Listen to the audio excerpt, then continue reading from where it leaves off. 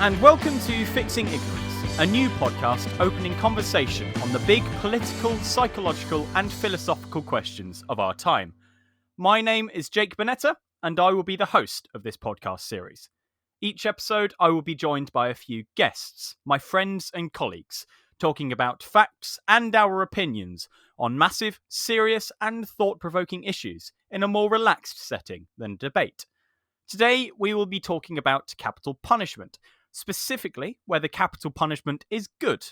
However, before we get started on that, I am joined today by Megan Seymour, Guy Round, and Rosa Bown. Why don't you guys introduce yourselves and tell us a bit about you?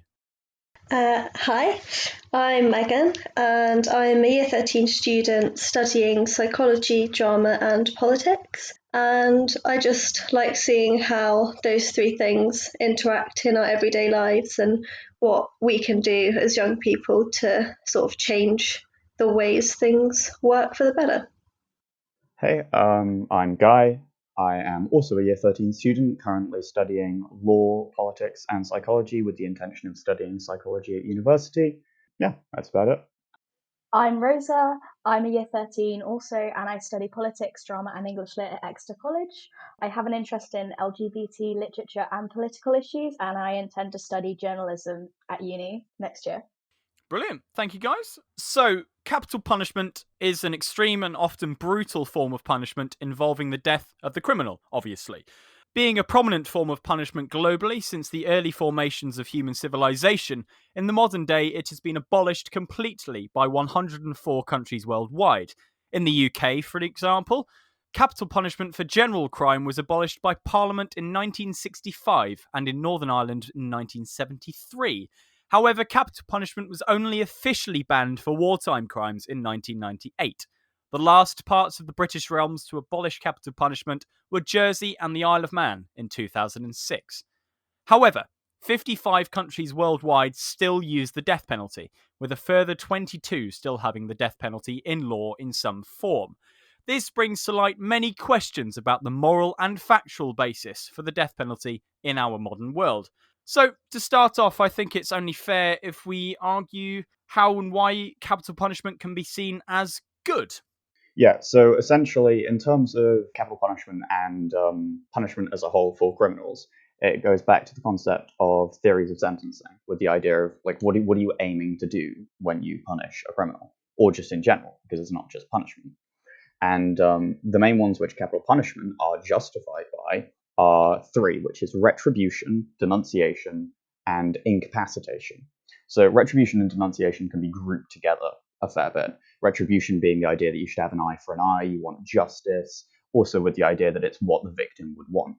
Denunciation is a similar one, generally used for like sex offenders, that kind of thing, just very taboo, heinous things, with the idea that the law and as a country and society, we should denunciate those and just move ourselves as far away as possible from them.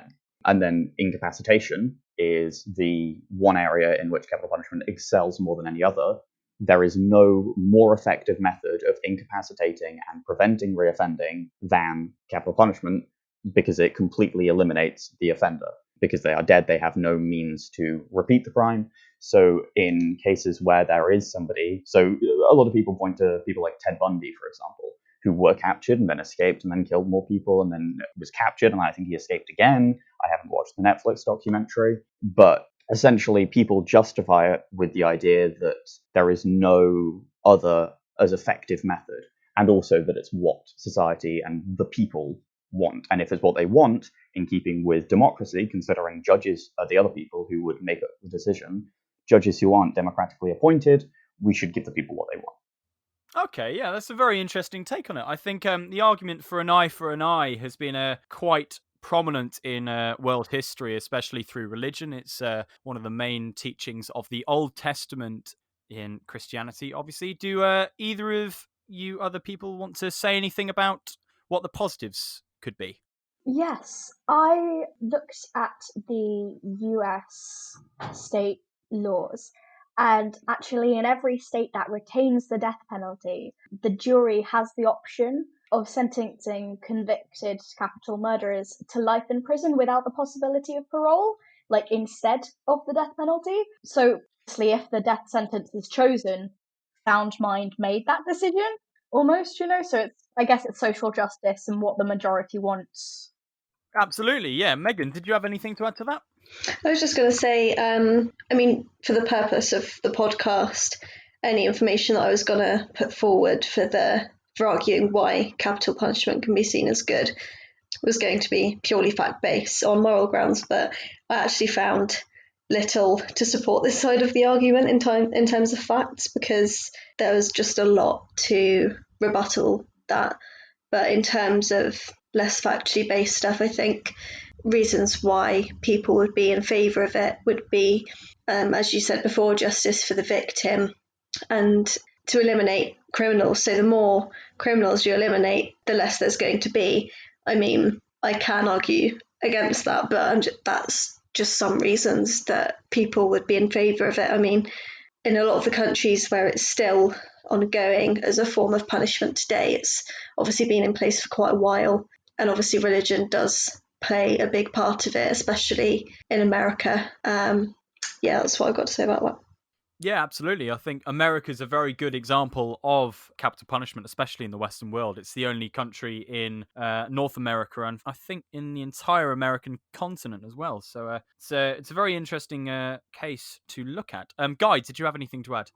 Yeah, I just wanted to jump on the example that juries in America generally have the option to give life imprisonment a life sentence, which can be carried with the imprisonment and no opportunity of parole, etc. Which is the idea that so, for example, in English law we have jury equity, which is the idea that the jury can do basically not whatever they want, but for example, Peter Sutcliffe, his trial, he had every means to raise voluntary manslaughter on account of his schizophrenia. However, the jury denied it, and they were completely in their right to do so.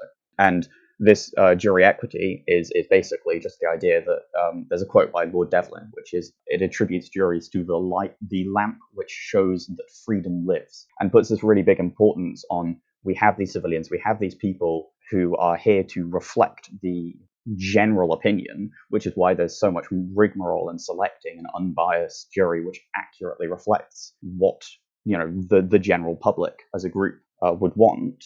And yeah, so if juries are given that power, juries are given so much power in terms of equity, etc., and the ability to choose to have life imprisonment as an option. At the same time, surely it would make sense, if we agree that they have that universal power, that they should have the option of capital punishment, because ultimately it is an option. So if we're putting this much importance on juries, and we're giving them this ability to essentially bend the law, there's no harm in giving them, or in theory, this isn't ultimately my opinion, but it's a point that you could definitely make.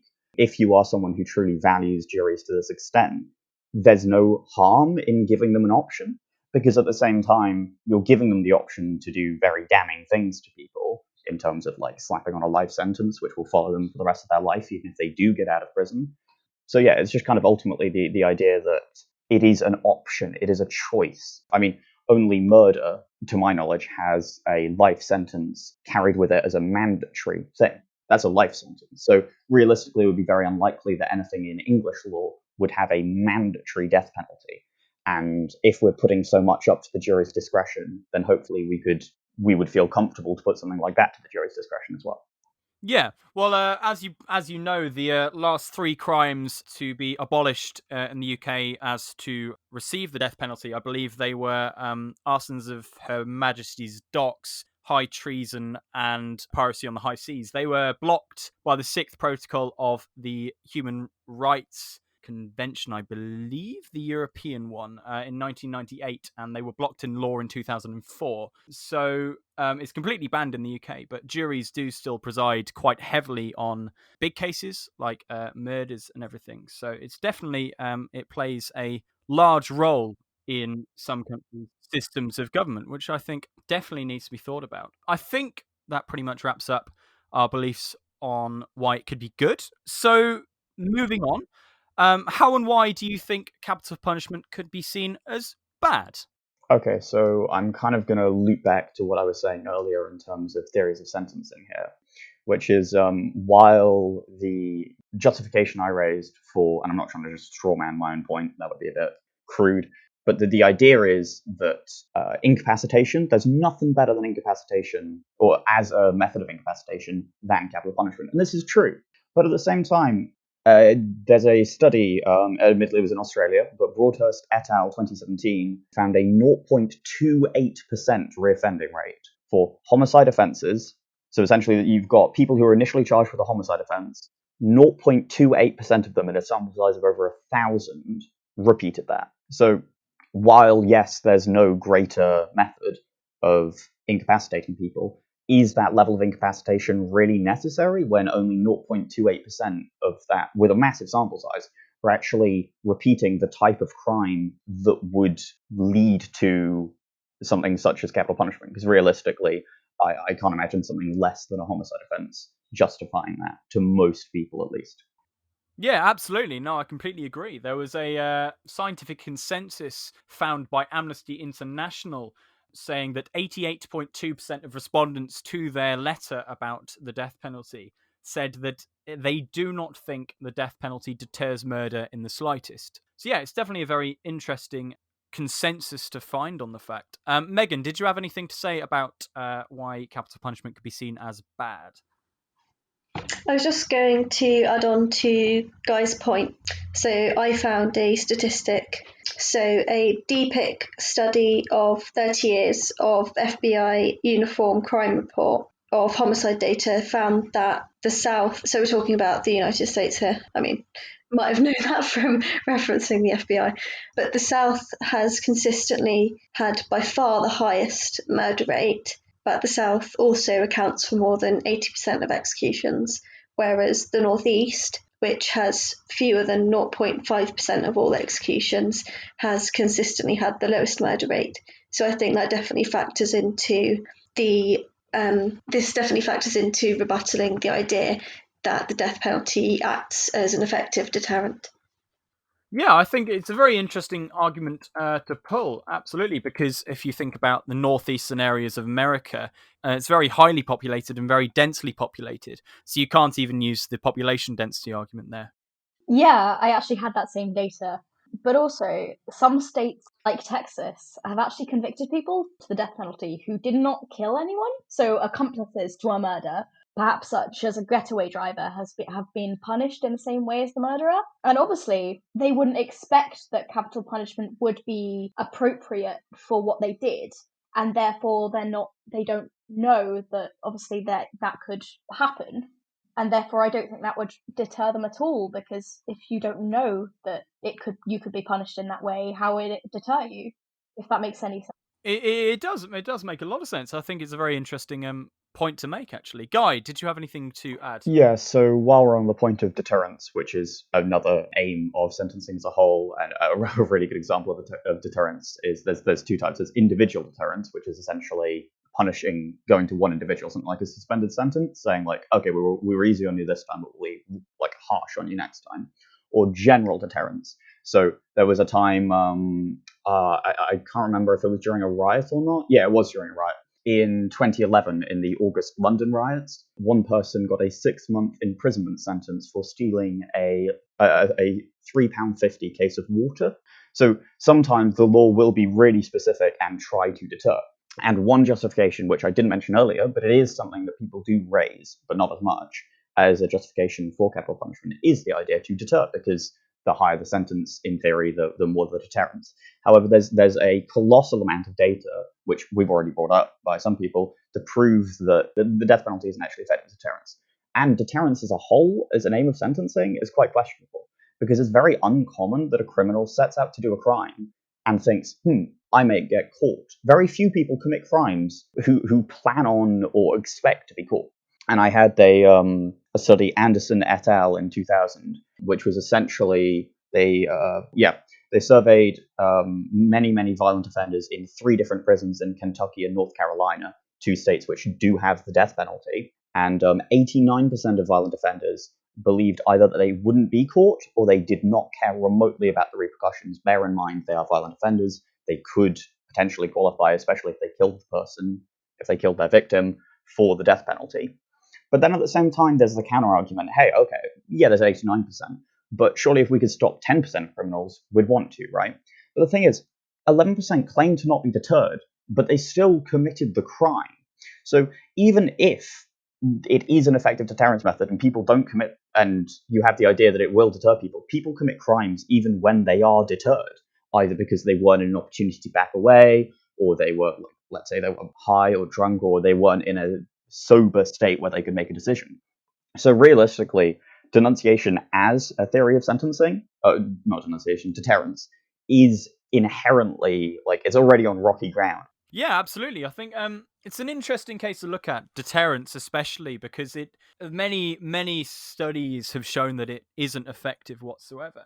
I think another important point to pull from this is at least 12 countries in an Amnesty International fact and figures sheet from 2018 carried out the death penalty in unfair trials. So it's definitely an interesting thing to look at, the different ways that authoritarian governments use capital punishment to control their populations, to manipulate people, or to go into different things about that. I wondered if any of you had anything to say about those sorts of regimes.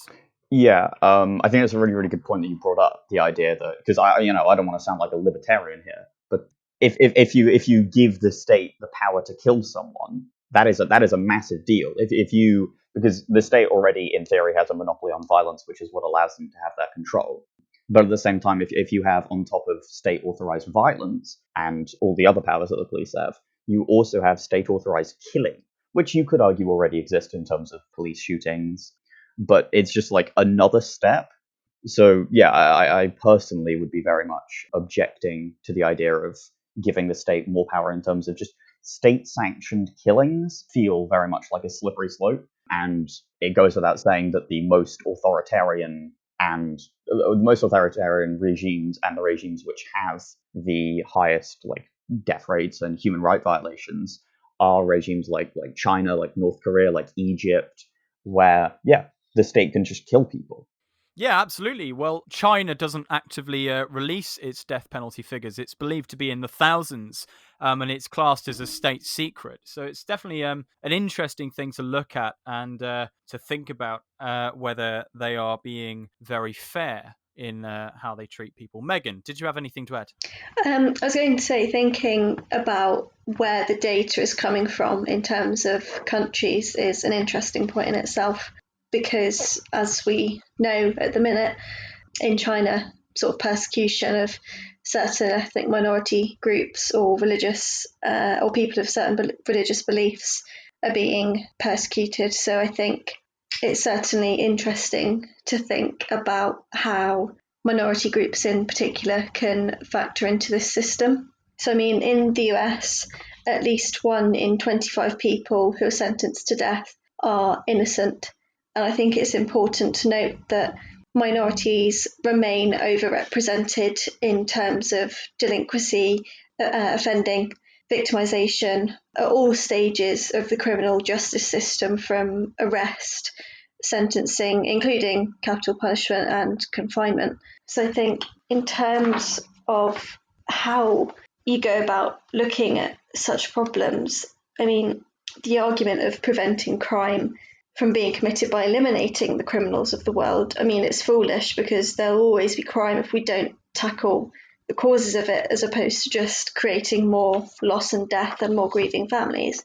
I mean, putting moral and religious beliefs aside, whether you believe it's the right approach or not, we need to tap deeper into the fundamentals of human nature, our sociability, the brain's plasticity, and just have a little more faith and tolerance. Because, look, I'm not suggesting that criminals should go without punishment, but we need to think very carefully about how we administer it, because if you treat a man like an animal, he'll behave as such. And we need to be putting a stronger emphasis on tackling the causes of crime, putting more funding into the social care systems, the foster systems, giving more aid to disadvantaged households, and intervening in those where children are evidently at risk, such as in the case of Gabriel Fernandez, so that the crimes won't be committed in the first place, eliminating the need for capital punishment.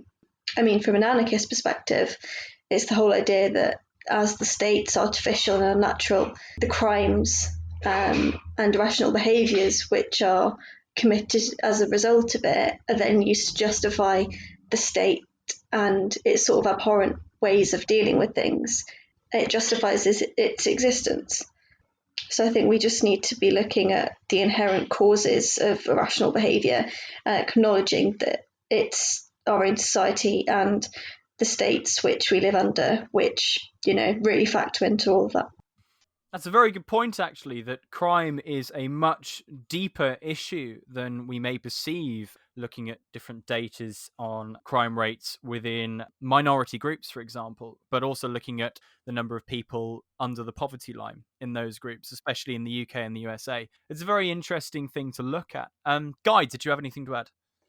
Yeah, starting off on things like kind of what groups do crime, etc.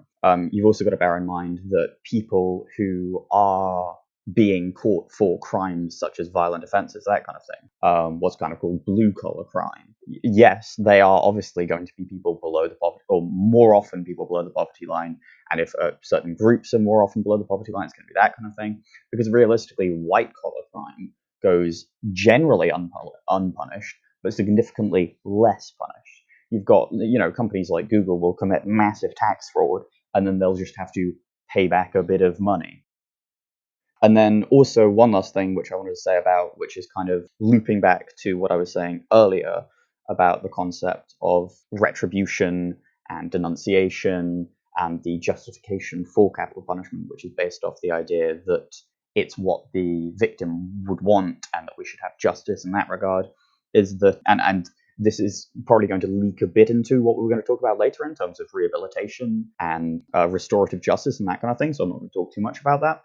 But essentially the idea that 33% of people in a study claimed that they were, only 33% of people said that they were happy and felt satisfied by the traditional criminal justice system. So evidently there is a need for change, and if we continue to use retribution and deterrence, etc., as justification for overly harsh criminal sentences because it's what the victim would want, it isn't actually necessarily what the victim would want, as the data shows.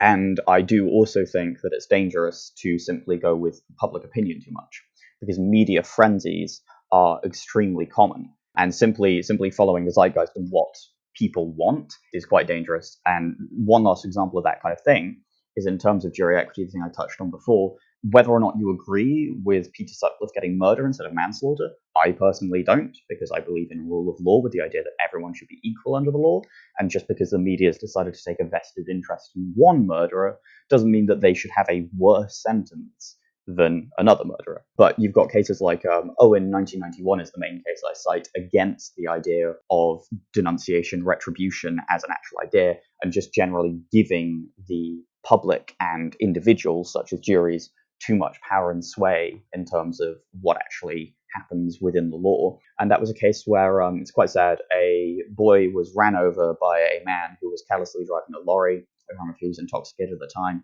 but the boy died, and the man got a trivial sentence, and Owen, the boy's father, could do very little about it. So then he got a shotgun and shot the man twice, once in the shoulder and once in the back. The man lived, to clarify, which I think in a way is the worst part, and I'll get back to that later. And then it went to court, and the jury ultimately decided, despite the fact Owen confessed to having done it, that they just didn't want to punish him because they felt bad for him. And if individuals and juries can be swayed in such a way as to where they let someone who is professing openly to having committed attempted murder and physically committed like Section 18 grievous bodily harm, they can just let that man walk when his victim is still alive and he could easily try and kill that man again. It paints a bad light in putting too much faith into juries and just general people and individuals who aren't qualified judges. And the idea of giving them a tool such as capital punishment is an irreversible tool that they could have when they could make a very, very bad mistake. Absolutely. I think the argument for social justice is quite flawed for exactly the reasons you just said. I think because it can be swayed either way by mainstream media, politicians, public figures, or even just the court proceedings themselves. It's definitely a very flawed thing, especially in our modern society. Rosa. So I found that Texas actually has 200% the murder rate of Wisconsin. does not have capital punishment, so obviously it's not a very good deterrent, just going back to the deterrent section.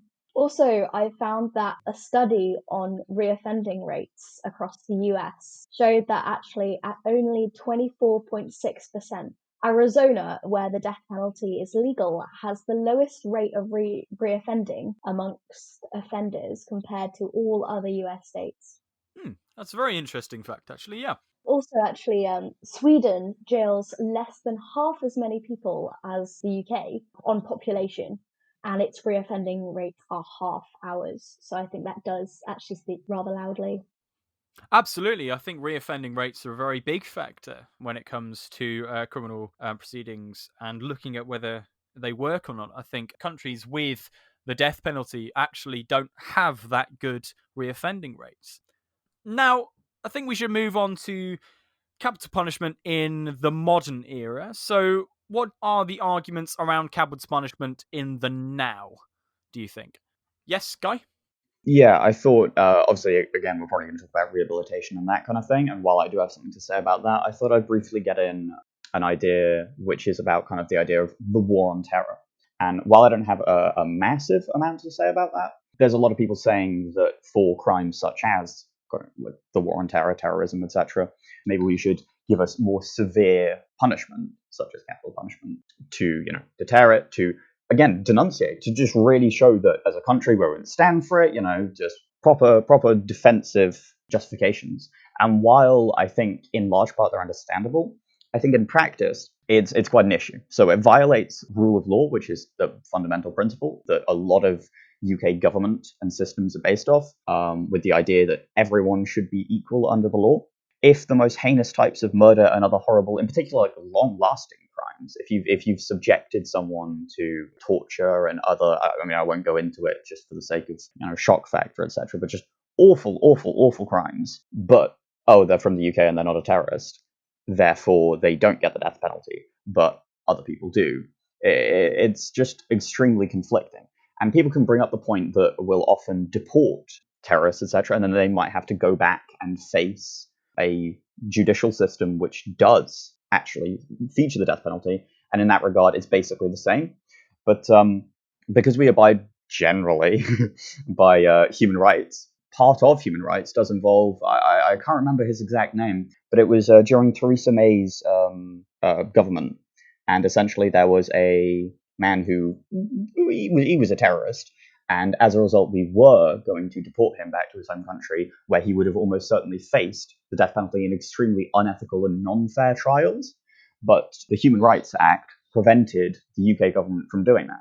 So actually, we do have measures, etc., which step in and prevent, in theory, people from being deported to places where they would have to face the death penalty. And finally, terrorism in general, people generally have this image of like foreigner and immigrant who's carrying a bomb, etc. But realistically, terrorism in the modern day, homegrown terrorists and radicalization is a colossally like relevant thing that a lot of people tend to ignore because it doesn't really agree with their point.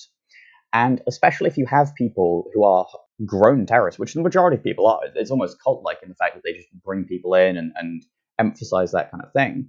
Of all people, terrorists, or they should be, the least likely to be afraid of the death penalty, in terms of like, you have people like suicide bombers, etc., they're ready to die for their cause. But also, they should be one of the most like rehabilitatable, there's definitely a better word for that, people, in terms of the fact that they're not brainwashed, but they've essentially been like fed and brought into the fold of this group of people who are telling them all these things which are supposed to be incredibly important to them. So just the idea of killing someone who could so easily be just brought back to quote unquote normal life just feels really wrong. And not only is it a breach of rule of law, I think in practice it's quite ineffective. It's rather like giving someone the death sentence because they were an extremely like disturbed person who killed like an abusive parent or something like that. It's like they can definitely be brought back. And I'm not trying to say that terrorists are definitely going to be better than that, but I don't know. I feel like as a group of people and their motive for committing crime, it's far from uncommon for terrorists to be able to integrate back into normal life, or people to have a really close shave with terrorism. and then be brought back by either friends or like de-radicalization schemes, etc. Absolutely, I think that can with certain de-radicalization schemes like Prevent that's being set up in the UK at the moment.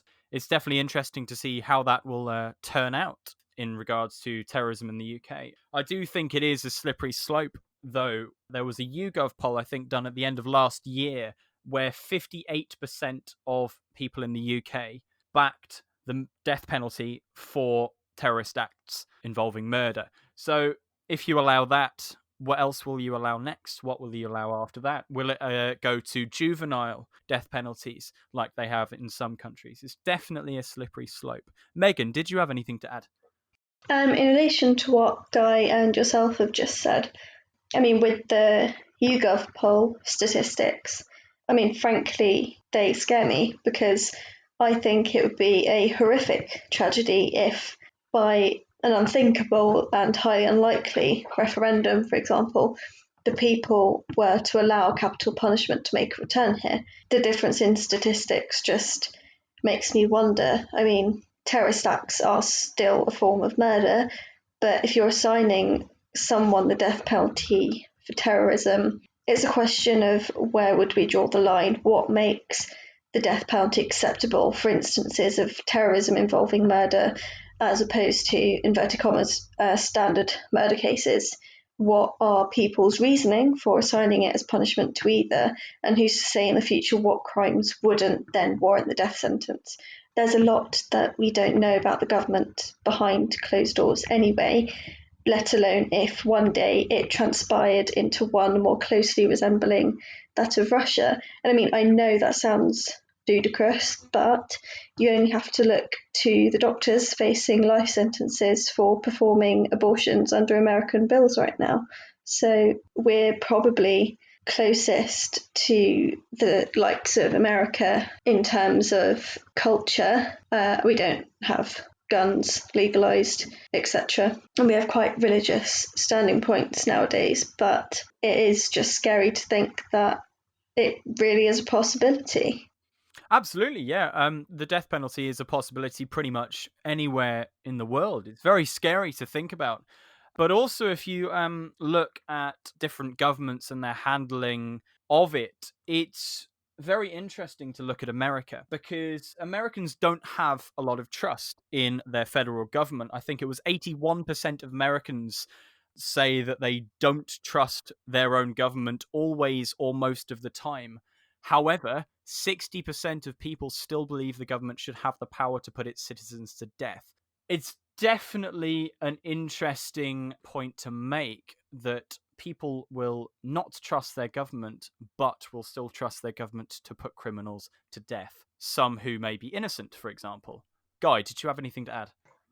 Yeah, I think it's really good that you brought up those stats by comparison because, yeah, it's one of those things where often when you'll be asked the first question and the second question very separately, you won't actually think about the fact that if you answer yes to one of them, then that should definitely be impacting your answer to the other. So saying stuff like, oh, do you agree that you should have state liberty and that kind of thing? And then whether or not you agree with the death penalty, the state's going to be what's providing that. So you definitely should have a correlation between those two answers, but it seems uncommon to do so.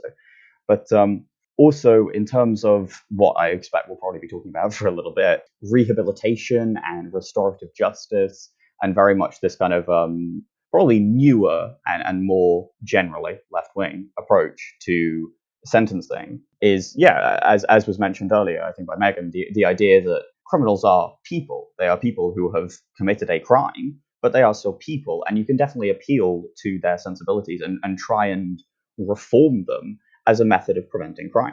And I think Sweden's been brought up. I know Norway, for example. I think Jake has some stats on that, which I'm not gonna nick from him.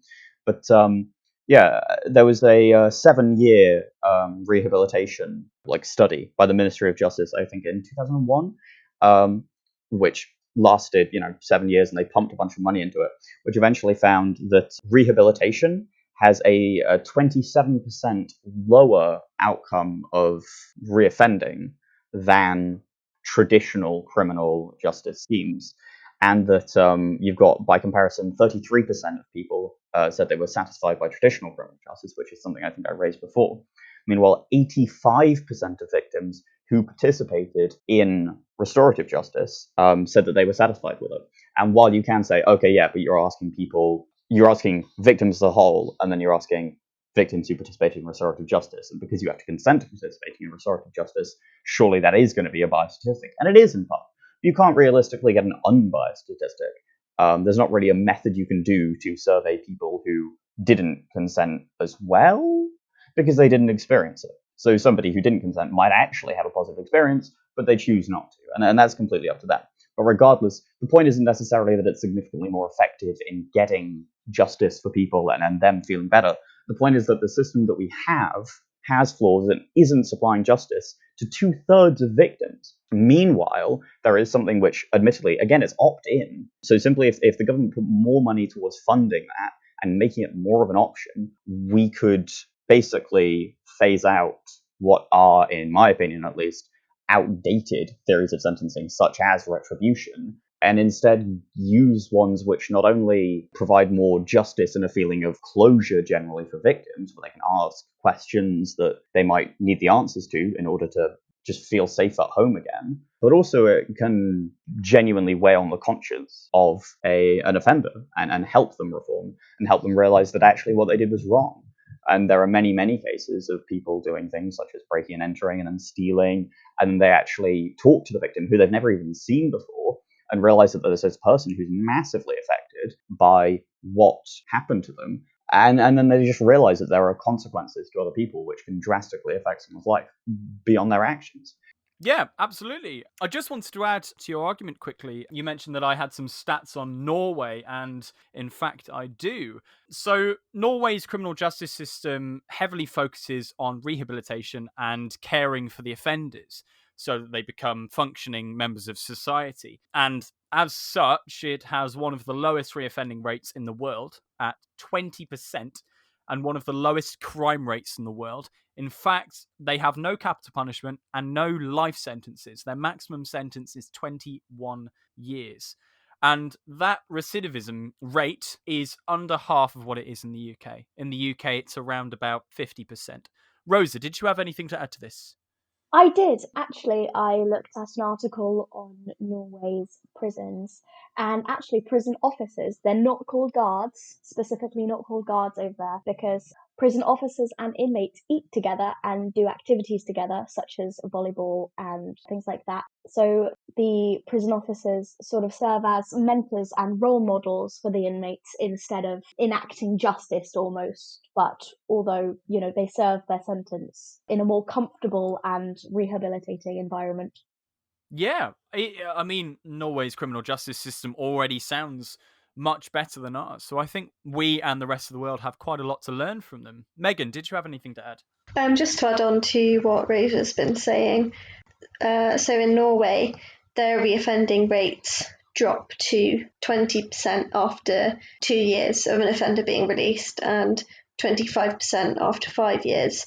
Whereas, as you've already said, in the UK, reoffending rates are 50% after 1 year. But also the inmates that are being held in such institutions in Norway, they're actively working towards bettering themselves. They have the option to gain, I'm pretty sure it's a degree or a diploma in something useful that they can then use those skills to apply into the world once they've been released.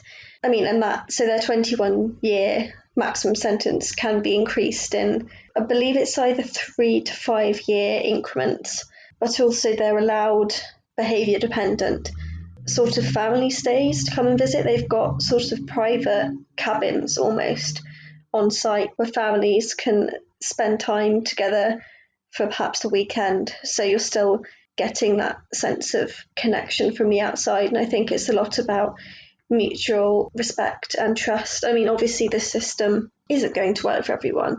And I think, every system is fallible, but you've just got to find the one that is most effective. And right now, from everything that I've read and seen, we are looking to countries such as Norway for these sorts of purposes. I think it needs to be done. Absolutely. I completely agree with you. I think talking about the way that they educate people, giving people diplomas or degrees, as you say, is definitely a very interesting thing to look at, especially in terms of the different ways that we educate people. But we're going to come to modern education in another episode of the podcast, so we'll be able to talk about that in more detail. Guy, did you have anything to add? Yeah, I'd just like to very briefly clear up an argument, which is it's something people very occasionally say for good reason, and it's a sound point in theory, but in practice, it just morally, you have to wonder how justifiable it is. But essentially, in terms of capital punishment in the modern era, capital punishment previously, a rope, a guillotine, not that expensive, right? But lethal injection is actually fairly expensive. Now, prison is expensive too, and sometimes people will try to justify capital punishment as a cheaper option, especially considering how much prison costs us per year. For example, in the United Kingdom, I believe it's £40,000 per inmate per year. So that's just how much it's costing to have someone in prison. Meanwhile, by comparison, it's not going to be per year, all that stuff. But first of all, I would argue cannot morally justify killing someone because it's cheaper. Obviously, that's another debate, but I think it's quite uncommon for someone to actually say, yes, we should kill people because it's cheaper than looking after them. But it's something people will sometimes bring up in addition to other points. But one thing I did want to tackle is actually the idea that execution is cheap. In 2017, which was 3 years ago, Virginia, it was paying $16,500 per execution. That was how much they were paying for their lethal injection. And that was in 2017.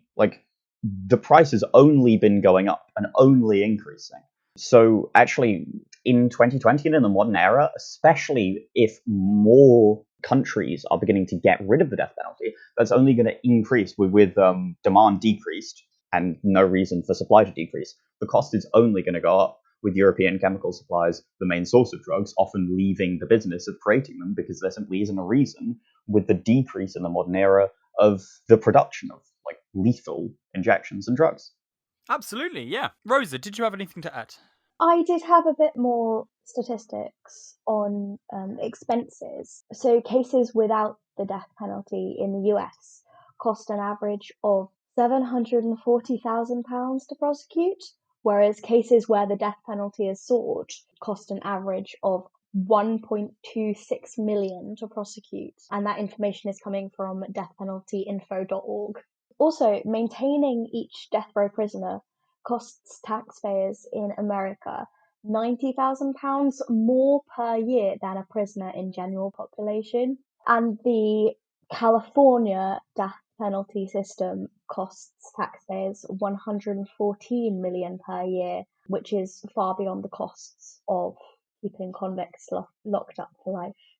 Yeah, absolutely. I think that California point's a very interesting one, because I think last year the governor, Gavin Newsom, actually signed into law through an executive order a moratorium on the death penalty. So we'll have to see how that ends up going for the Californians.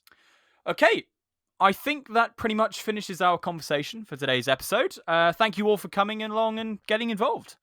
Thanks. Thank you. All right.